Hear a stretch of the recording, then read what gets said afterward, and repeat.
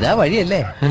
ആത്തെന്തായിരുന്നു പരിപാടി? അമ്പലത്തിലൊരു വഴിപാടിന്റെ കാര്യം പറഞ്ഞു. വഴിപാടായിരുന്നല്ലോ, നല്ല കാര്യമായിട്ടായിരുന്നല്ലോ. തോന്നിയ ദിവസം പറയുന്നത്. തോന്നിയ ദിവസം കാണിച്ചിട്ട് ആ പാവം ജവാന്റെ ഫോട്ടോയില് മാലിട്ട് ചന്ദനത്തിലെത്തിക്കണോ അല്ലേ? പുരുഷേട്ടനെങ്ങാനും അറിഞ്ഞാ പിള്ളേച്ചന്റെ ഫോട്ടോയില് മാലിട്ട് ചന്ദനത്തിലെത്തിക്കേണ്ടി വരും. വീട്ടിൽ വെച്ച് ചതറിക്കും. നാട്ടുകാരെ വിളിച്ചു കൂട്ടിട്ട് മോൻ എന്ത് കിട്ടും? എനിക്കൊന്നും കിട്ടില്ല, പിള്ളേച്ചന് കിട്ടും. നല്ല അസല് പൊതുക്ക്, വലിയ നിലവിലുള്ള ആളല്ലേ, എല്ലാരും ഒന്ന് അറിയട്ടെ എന്ന്. നീ എന്റെ മാനം കളയരുത്. നിനക്ക് എന്ത് വേണേലും ഞാൻ തരാം. എന്ത് തരും? എന്ത് വേണം? അച്ഛന്റെ കയ്യിൽ നിന്ന് കള്ളക്കണക്കെഴുതി വാങ്ങിച്ച കുരുടിമുക്കിൽ 25 സെന്റ് സ്ഥലം. അയ്യോ മാധവ, അത് അതെ എഴുതി തരൊന്നും വേണ്ട. അവിടെ എത്തണം, എനിക്ക് വിത്തറക്കണം. അതെന്റെ ഒരു മോഹം. ഞാൻ പടവല ഇട്ടിരിക്കുക. ആയിക്കോട്ടെ, അത് വിറ്റ് കഴിഞ്ഞാൽ എനിക്ക് വിത്തറക്കാലോ. ഇറക്കാം. ഉറപ്പാടാം.